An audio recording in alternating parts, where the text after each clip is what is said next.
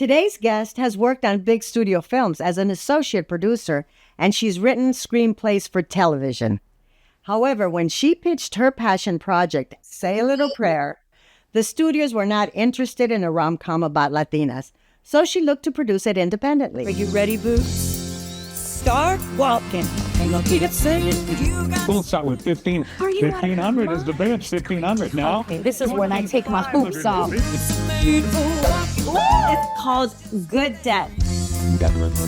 I never said I was going to propose to you. To your great booty. Beauty. You keep lying. Follow the tradition that we have upheld for generations. St. Anthony, the saint you pray to when you lose your car keys. 25 years in the making, she never gave up hope that it would get done, and she is here to tell us all about it. Here's my interview with Nancy De Los Santos. I want to welcome my very, very good friend, my hermana from so many years, Nancy De Los Santos. Thank you so much. Yes, I do want to say it is an overnight success. That only took how many years? 30 years, 30 years of a really terrific career, as you said, with so many wonderful projects. We're going to talk about the film that has given you so much this year. And you gave it so much to get it done. Yeah. Say a Little Prayer. But this was an idea. So tell us about that idea and where the genesis for this film came and why it was so important for you to get it made. Well, okay. The way this film came about is that I have been working actually in Chicago as a television producer of a national television program, and that was on PBS, Roger Ebert and Gene Siskel's film review program, which was very successful. And I was so fortunate to be in the company of these two just prolific and respected writers on film criticism. And I was there in Chicago working and really thought, okay, this is great. I made it. I'm good. Everything's good. I bought a car. I had an apartment. I was helping my parents buy another building so that we could have a building together in our family. Everything was going well. And then my grandmother, my abuelita, who lived with us one day, who always supported me, I wanted to say this, always supported the work that I did and always encouraged me to have what she thought would be a good job. But one day, right about when I was 30 years old, Grandma gave me this little piece of paper all folded up, and she said, you need to say this prayer. And I unfolded it, and I read this really kind of wonky prayer that involved a mule, and it was to Saint Anthony, San Antonio, the saint that people pray to for all things lost. He's the patron saint of you lose your keys, you lose your checkbook, you lose a book, whatever you lose, you pray to Saint Anthony, and he's supposed to help you find it. So I read this prayer and I said, Grandma, why are you giving me this prayer? I have not lost anything. And she said, Mija, you're 30 years old. You're not married. Your husband is lost. And San Antonio will help you find him. That is so cute. It's so cute. It really is. And I loved her so much. I called her Abuelita Chulita. So I said, okay, thank you so much. And took that little prayer, folded it up, put it in my back pocket, and forgot about it for a good 20 years, honestly. And then there I was in Hollywood a number of years later. And with all the work that we've done together, Belle, too, but, to the work that I did as a associate producer working on Gregory Navas, My Family, Mi Familia, working on Selena. And film was pretty much the goal for me. I just feel like film is it's how people around the world know us. But back to this prayer. So I realized at that point that there were yes, we had these Selena is an amazing biography and also a drama. And Mi Familia in many ways, 3 generations of people. And we could point to other films. But where were we in the arena of romantic comedies? Where were Latinas? Just in comedies. And of course, Cheech Marin has done some amazing comedies, but where were we, Latinas? Mm-hmm. That's what I felt was missing. And it really made me angry, I have to say. I said, why are we not, we're funny. And in terms of romantic comedies, we fall in love with the wrong guy or girl just as much as anybody else does. So, And some may say that Luminarias was the chick rom-com, but it wasn't a romantic comedy. It was more of a drama. romantic drama. And how many years? 30 years ago. Yes, 30 years ago. So it just wasn't. And if you look at the timeline, so it must have been pretty much like 10 years after that, or 10 years after Luminarias, that I started to really get this fire burning. And then I remembered that prayer, and I said that would be a great basis for a romantic comedy, because very much in the same vein as the Shakespeare. I know it's me putting myself in Shakespeare's world is a little strange, but the Shakespeare, I'm forgetting the name now, but the play where everybody falls in love with the wrong person. And, it's misunderstanding of who is who, and they all fall in love with the wrong person. So I wrote it first as a short play, because HBO at that time was asking for one-act plays to introduce new writers. At that point, I was a new writer, and I submitted it. It was selected, and it was to be presented on stage. Tony Blana, the wonderful Tony Blana, directed it. Ada Maris starred in it, along with Rick Salinas was also in it, and a number of other wonderful folks. And while I was in the audience, I felt the laughter. I heard the laughter, and I said, this is good. This is something good. This is a good way to start. And Tony Blana encouraged me. He said, you should really make this into a feature, make it as a feature script, and, see if you could get it done that way. But I couldn't get it done. I just couldn't, and I tried. What was it that when you went out, I mean, you did take it and pitch it, and what was the answer when that? Well, I think the answer was more, Belle, that we can meet a lot of people in our journeys when we go to lunches or hear people speak at a panel. And I'm one of those that go up and say, hi, I'm Nancy De Los Santos, and I have a project, and can I call you, or can you give me someone to talk to? And I'm talking about some big studios, at a number of different events. And they would say yes, of course, because they have to. And then give me a name or have somebody contact me. And I would send it in, and I would never get past that gate. I would never get past it. It was never taken seriously. And it was never, I felt like they just weren't paying attention. And being dismissive. Doing their job because that was their job, equity and diversity, but they didn't really mean it. They didn't mean it, and they didn't even take it to develop it. Even, whenever I tell that story of Grandma, Abuelita, giving me that prayer and saying, Mija, your husband is lost, and San Antonio will help you find him, people laugh. It is a great basis. I know it is. People laugh. Whether you're Latino, not Latino, it doesn't matter. People giggle at that and go, wow, that's funny. And yet, whoever these gatekeepers were, I couldn't get past it. So working on other projects, of course, Selena, Mi Familia. How many years pass by? Yeah, years just go, and I start writing it and rewriting it. I actually had originally set it in Chicago, because one of the other missions in my life, besides to elevate the Latina image in all media, was to let people know there are Mexican Americans in Chicago. Oh my God, yes. And I think now people know that, but those past years, everyone was surprised that I said I was a Chicana from Chicago. So originally the story was set in Chicago. And then a few years pass, and I'm in the city of San Antonio, Texas, working on another project that required me to do research on the history of the city. They were actually celebrating their 300th birthday.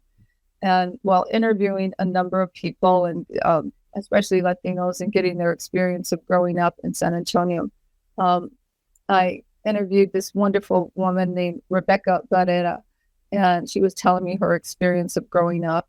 And then when we finished the interview, she said, so what else are you working on? And I said, I'm working on this romantic comedy. It's about San Antonio. And I kind of gave her the little elevator pitch. And she looked at me and said, you mean our San Antonio? It was like Oh, you were talking about the saint, not the city, and then she related it to the city. Because San Antonio is named after San Antonio de Padua. San Antonio, the city, is named. And I said, wow, I'm supposed to be doing the movie here. I just said, it's time just to do this. And to, as you and I know, Belle, sometimes you just have to say, I'm just going to do it. I'm not going to ask permission. I'm not going to ask for outside help. I'm going to go to our community and I'm going to get this movie done. But Nancy, you also made time to help everybody else. I mean, you've helped me with my projects. You've helped other people with their projects. As a matter of fact, you helped someone with a project that now is on A&E. So I think that what you needed to do was to help you, to focus on you. That's pretty much, that's a good way of thinking it. But I also think that's the process, because all of that has come back to me with this super important project. All of those connections and networks. I was speaking to a group this past weekend, and it was a big organization of people meeting and working with each other and networking. And I said, those networks are super important. Those are the people who are going to help you.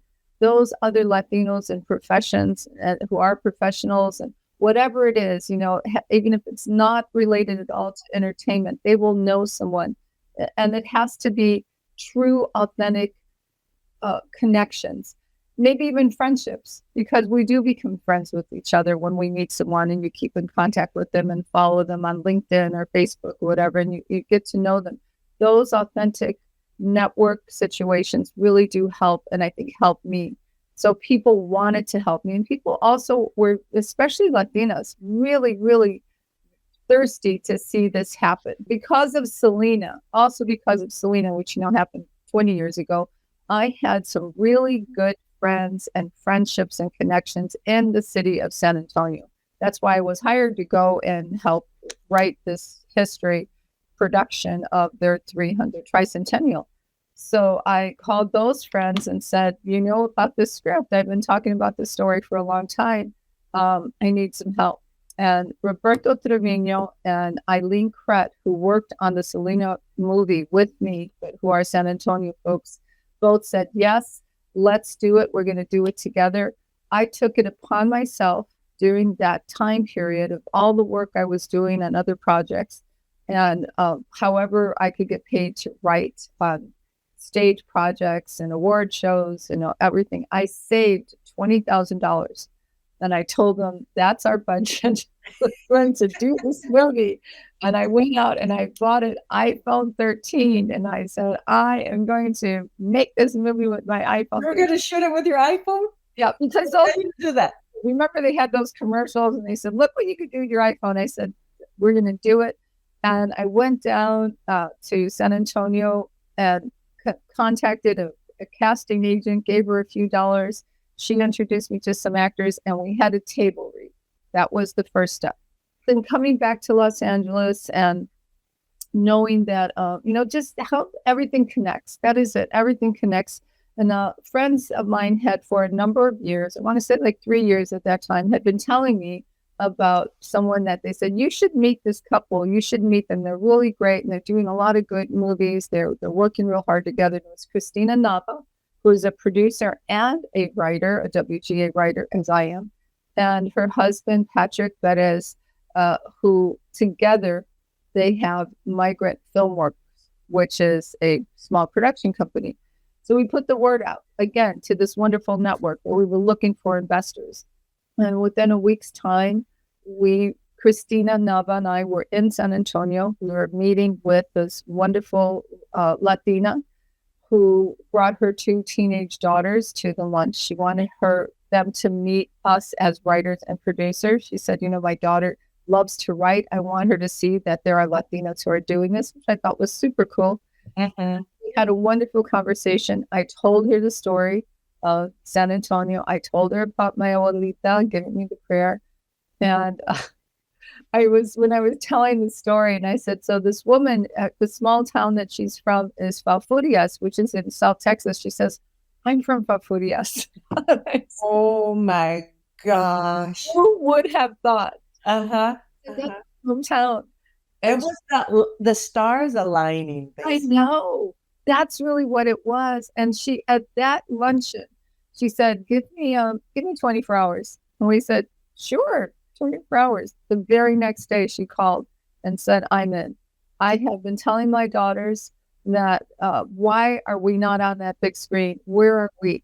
And so that is always our intention. But with this one Latina who came in, as you know, the importance of first monies, we were able to say, we raised this amount of money. Now, how about you helping? And other people felt more comfortable. And within a very short time from when Christina and I met in January till October, we had raised the production funds for our film. Wow. Yeah. And we were on set. And we had Luis Fonsi, and we had Vannessa Vasquez, and Jackie Cruz, and Vivian.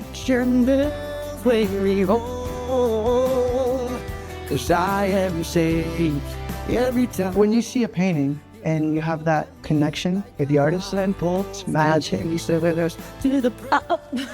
Told you it was magic. He's a vegan. So no carnitas, no ribs. Never. In Texas, that's weird. So I am so excited about what you are doing with the distribution of this film. And you have aligned yourself with someone who is like going away from all the distribution norms and rethinking. So tell us about that. Right. Well, we are very, very fortunate to have Jeff Valdez as our executive producer.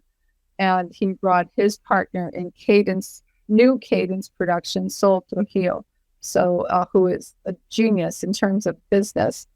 So, and Jeff really had this idea of doing this differently, the distribution part of it, because he understands, as do we, as do you, the importance of ownership. You could very easily, sell the film to any of the streamers who would, and we had those offers, who would readily buy it outright. And then that's it. You don't own it. You don't get to be a part of any of the marketing. You don't exactly. And the marketing is so important. So we just made a deal with AMC Theaters to have a theatrical run. And the reason, we could have just gone straight to streaming, which many films have. We see that many big films with big stars, they're just going to streaming. But 29% of the ticket purchasing audience are Latinos, 29%. And the people in that audience who are making the decisions of what movies to see are Latinas. Are us. But to do what New Cadence Productions is doing is to really upending the distribution method of Hollywood for years and years. And I'm really excited about that. Tell us a little bit about what that will include. Well, the movie will be opening in about 100 theaters, which is a lot to us. I know it doesn't sound like a lot, but it is a lot to us across the country in specific cities. We were looking at specific cities, us as the producers that have good Latino population, but we're all over the place. I will say, that for us as filmmakers, for Christina and Patrick as filmmakers, we made a concerted effort that we wanted to be inclusive within our community also. So, Vannessa Vasquez, Mexican-American Tejana, she is born and raised in Houston, and I love that. And then we have Vivian Lamolli, who is Puerto Riqueña and Dominicana. And then Puerto Riqueña and Cubana. And Jackie Cruz, who is Dominicana, great. And then we have our wonderful romantic lead, who is Puerto Rican, of course, Luis Fonsi, great. And Jack Murillo, who plays, as I call it, the bad boyfriend, is in it too. Native American. We have another amazing Native American actor, Tatanka Means, as one of our romantic leads. And it's great because it is our world. It's the world that we live in, the world where everybody is a part of this world. All of the and all the different shades of us, which is just beautiful. And we're so proud of that. Audience is the most important member of the movie making business. I want to get t-shirts made and hand them out and say, I'm in the movie business, because that audience is. Get out, take your family, take your grandma. She's going to love this movie. You will love this movie. Support us November 22nd in AMC theaters across the country. There is only one thing that makes a dream impossible to achieve: the fear of failure. Thanks, Nancy, for showing us that it is possible. Thank you for watching, and we'll see you next time on Inside with Belle.